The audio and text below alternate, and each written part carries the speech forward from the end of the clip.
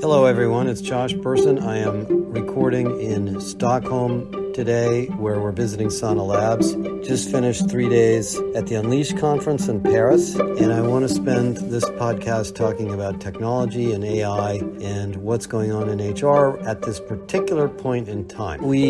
So I talked to a lot of clients up here and a lot of vendors, and got a lot of feedback from my keynote on lots and lots of topics. And the overriding message I like to give in this podcast is this AI stuff is real, it is working, and it has massive, massive impact on what we do in HR, to say nothing of what it's going to do to every other job in every company. And if you want to understand it, you have to get your hands dirty with it. So we had a lot of meetings with companies asking various conceptual questions about what's going to happen to recruiters, what's going to happen to business partners, what's going to happen to call centers, what's going to happen to L&D, etc. I can probably tell you answers to those questions, but the way you're going to find that out is by using these tools and understanding what parts of your job as an individual and your workflows as a company can be reimagined. And I mean reimagined, because the power of these AI tools is so beyond your expectations and sometimes imperfect that you won't really know how to apply it until you use it yourself. And I don't mean yourself as a company, I mean yourself as an individual. And by the way, this is the one of the biggest use cases for Galileo. Galileo is a full-function, very high-powered AI platform, but also an information assistant. And people that use Galileo learn what's possible with AI in training, in change management, in knowledge management, in design, in recruiting, in L&D, in customer support. Because Galileo can do all of those things, but you have to see how it works to understand it. And I'm not going to give you a tutorial on what it is at this point in time, but this stuff is so powerful, I can't explain it to you in a sentence, because it does so many things that will only be unique and useful to you based on what your issues are and where you want to focus your attention. Now, I went through probably 50 use cases for the audience at Unleash, and we're happy to go through this for you guys. We now have 4 courses on AI in the Josh Person Academy, and more content being added to the Galileo Success Center, so you can get examples and real specific prompts and tools to figure out ways to use AI in many, many areas of HR. And we're adding more content to Galileo too. So we're going to go into compensation, we're going to go into location strategy, and a lot of other things that will help you figure out where AI fits. The big kind of new issues with AI are really 3 big things. First of all, the large platform vendors, SAP SuccessFactors in particular, Workday and at some point Oracle, are adding underlying AI data platforms under their ERPs. And what that means is that the data that you create or use or analyze in one isolated part of your company, like recruiting data, learning data, career data, salary, whatever it may be, can now be stitched together and correlated and analyzed in the context of other business data. And in some sense, this may be the first time in 30 years that we have a revitalization of the concept of ERP. The concept of ERP, which is a terrible name because it stands for Enterprise Resource Planning, but that's not really what it is that with one platform, not only do you reduce the number of vendors, but you can ask questions about financial issues and understand supply chain, marketing, sales, customer, HR, staffing, personnel issues that relate to that financial issue. So if your company is behind on its quarter, and maybe its profitability is behind plan or revenue, whatever it may be, the system using AI can dig around in the ERP and find the anomalies that are contributing to that problem. That actually sounds so simple, but most of these systems were never really very good at doing that. You had to buy an analytics tool on top of it to even figure out how to do that analysis. Well, AI can do that for you. Now, within HR, of course, we have the same situation. turnover, related to pay, related to DEI, related to tenure, related to manager, related to location, related to 100 other things. How do we find a leader in the company who can handle this new project when we don't have a good hypo process and we have too much bias? Who needs new skills? How do we best develop the new skills? How do we keep the skills, data, and content up to date? I mean, I can go through this for dozens and dozens of use cases. This is a completely different world we're entering in AI. Now, it's not going to all work day one. Those tools are kind of getting developed in real time. But this is a massive, massive rethink, reimagine how everything works. And I kind of mean everything. Call centers, business partners, recruiting, pay systems, the way we do diversity, the way we do learning, the way we do career management, the way we do internal mobility, the way we do job scheduling, the way we do hourly scheduling. All of those things that we do in HR, including employee relations, are going to be aided and improved with various AI solutions. And actually, I'll bet a year from now we don't even use the word AI anymore. They're just going to be new tools, and that'll be it. We don't need to worry about how they work. But today, this is what's happening. And the best way for you to understand how to do this is to get your hands on these tools, play with them, use them as a team, experiment, do some hackathons, and start to implement some changes. And it's very clear to me with the agentic AI, the agents that are being developed now by vendors, you're going to redesign the way you do a lot of things in HR. Simplify teams, reduce or eliminate a lot of routine work, and probably shrink the headcount in some areas to create more opportunities for HR people to do what you want to do, which is advise and counsel and support managers and leaders in the company and not get bogged down with internal HR stuff. Now, in addition to that, there's this new emergence of active agents and tools. Many, many vendors are demonstrating what they might call agents or co-pilots. And the idea here is that in addition to the large language model, which can reformulate and generate language or content or graphics or images or videos, we can also have a large action model. So the LLM, I guess is what we call it, has action frameworks within it and can take action based on prompts or input from you. So if you think about Workday, for example, or SAP, I'll just mention those two, there are thousands and thousands of transactions possible in those systems. They are hidden and buried and nested into panels and screens and workflows so that you don't just get to the transaction by itself. You go through some process to get to it to make sure that you're doing it correctly and the right data is entered into the system.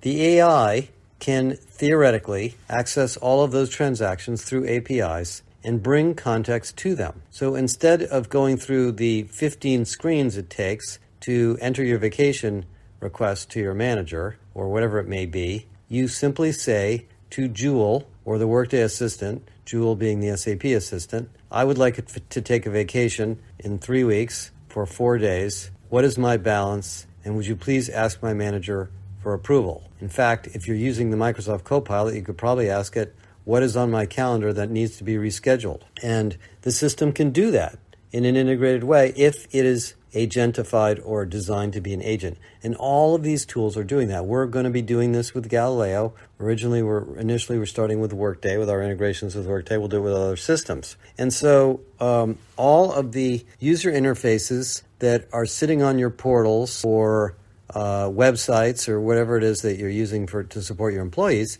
are going to be very, very active. They're not just chatbots. Chatbot does not do it justice, really. It's much more powerful than that. So I think the word agent is probably the right word. And you're going to be able to design these things because there are tools from Microsoft, from ServiceNow, from SAP, probably eventually from Workday, to allow you to create these agentic workflows yourself. So you don't have to wait for the vendors to figure out which one's the most important. You're going to be doing this. And I don't think IT is going to be doing it. I think HR is going to be doing it. I think these are going to be fairly easy to use interfaces. So that's number 2. The number 3 thing in AI that came up a lot this week that I think is absolutely fascinating is what is called a digital twin. Now, when I first heard about a digital twin, somebody was telling me about it a year or two ago, I thought it was like a game where, I'd be first-person shooter and there would be another first-person shooter and my digital twin would be shooting with me or at me or whatever. I was really wrong. What a digital twin originally was, used in manufacturing, was to simulate a manufacturing plant. So before you go out there and build a manufacturing plant, you can simulate it digitally and see how well it works to deal with issues like supply chain and speed and process manufacturing and so forth.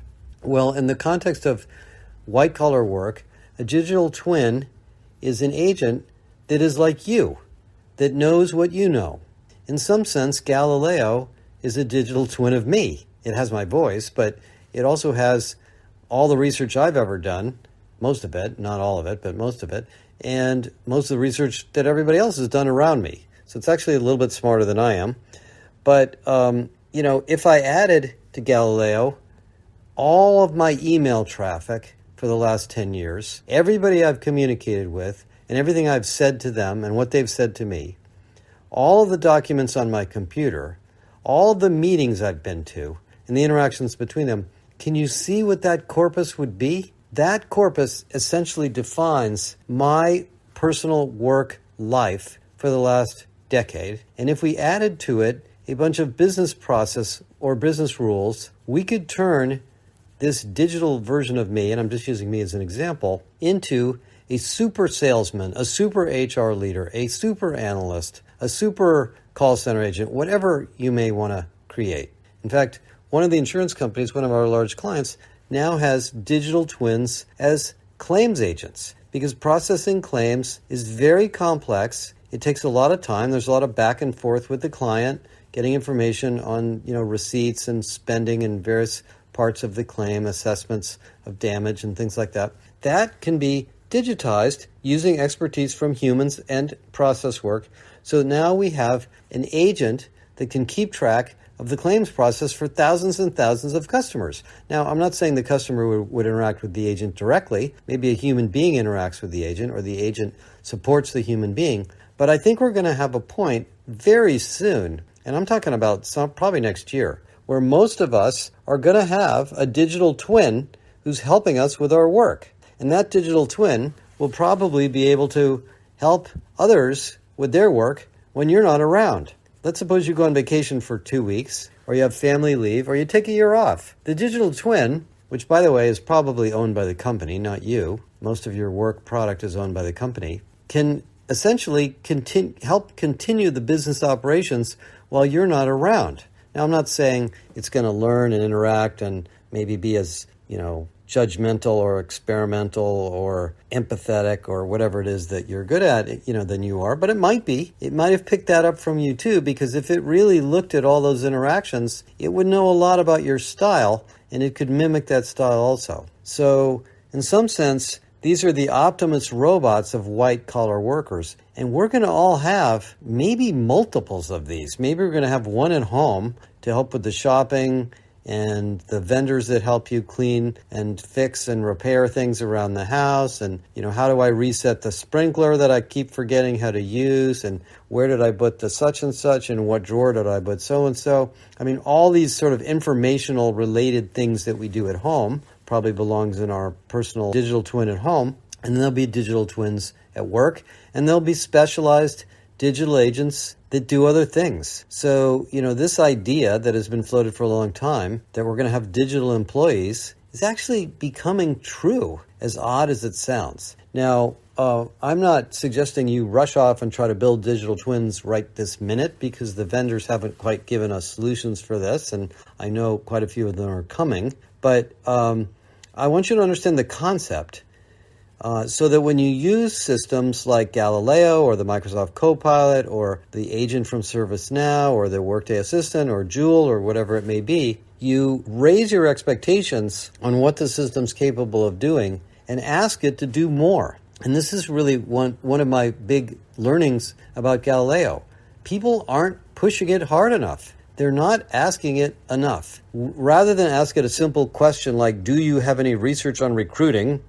And the answer is obviously yes. Give it a very, very specific request or prompt or demand or inquiry, whatever you want to call it, and tell it what you want to do and ask Galileo or the other agents that you're using to do it for you and see what happens. Now, it won't always work. Sometimes it'll make a mistake or it'll be missing some stuff. In our case, we're very carefully trained Galileo not to make things up. Sometimes it will make things up, but that's where this is going. And, this was something that's been brewing. I've been thinking about it. And this week, I talked to some customers actually doing it. We will be doing case studies on these. If you are building digital twins or using agents in your company in any particularly interesting way, let us know immediately. We're going to do a podcast on you. I'll invite you onto a webinar. We'll write a case study about you. I really want to get this information out there and try to explore the use cases of this because this is really, really exciting. Okay, a couple of more quick things while I go through what happened this week. We are far along now in our research on AI and learning and development. So probably in Q1, we will have this all published and show you what we've learned.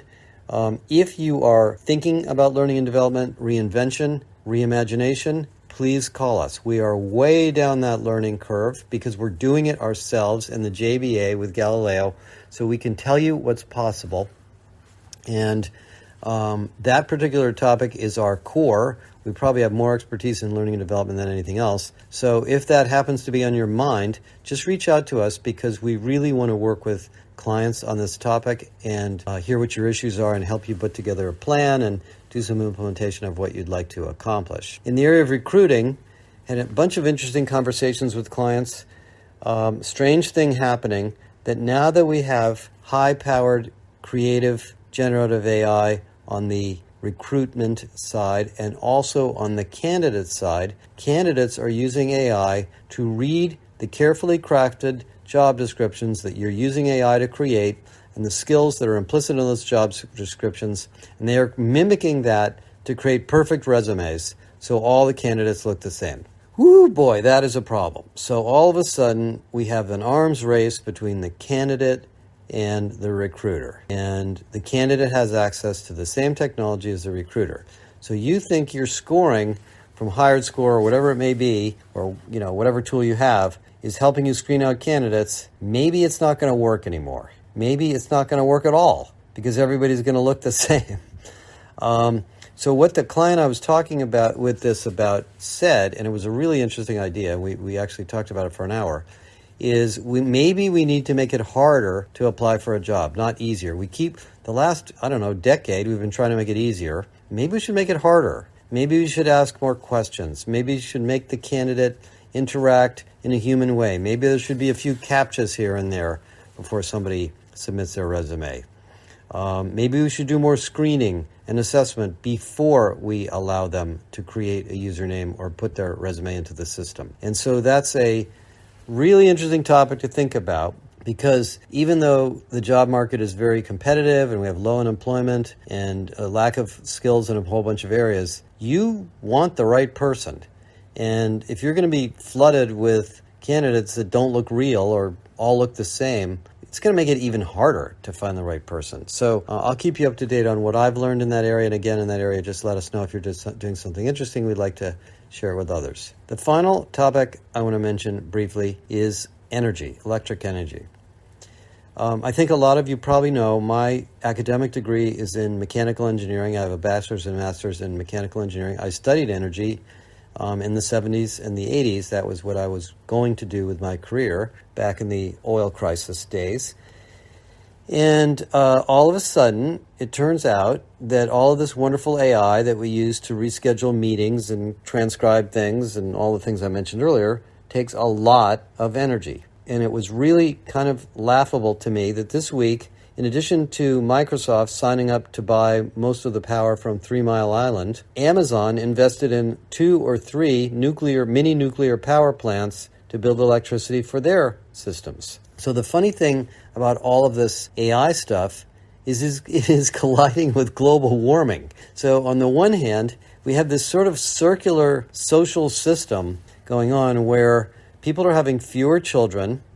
We have delays in the marriage rate. So the workforce is getting smaller in the developed countries. The unemployment rate is going down. So we're going to have shortages of workers. We have AI to help us improve productivity, reduce the number of workers we need, presumably, and help us improve productivity and growth in a world of fewer workers. And the AI generates heat from electricity, to high demands of electricity, which in turn creates global warming, which in turn makes our lives worse because we have migrants moving all over the world and hurricanes and fires in California and a whole bunch of other things going on, which makes people depressed, so they have fewer children. You see, this is kind of like a big circle.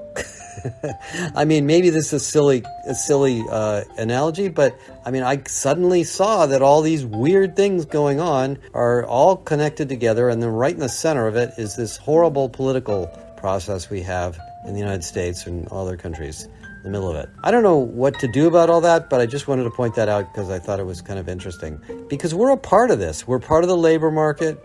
We're part of the AI revolution. We're part of the productivity issues in companies. We're part of the culture of the workforce. We're part of, really helping people understand why they're unhappy or disgruntled with their jobs and their lives and other parts of their families' issues, providing them benefits. And it's really interesting to me how this is all sort of tied together in this Gordian knot of the coming decade. So anyway, I have a lot of other thoughts to share with you, which are going to come out later this year when I prepare the predictions. But that's kind of an update from Europe on AI. It's all good stuff. These are fantastic tools, really reinvention tools. We're going to have quite a bit of reimagining in 2025, and I will tell you more about that in the next couple of months. Get hold of Galileo. It's only $49 a month. No, $39 a month. And you can learn everything you need to know about AI right there. Get your hands on it, and I promise you're going to be really happy that you did. Okay, have a great weekend, everyone. Bye for now.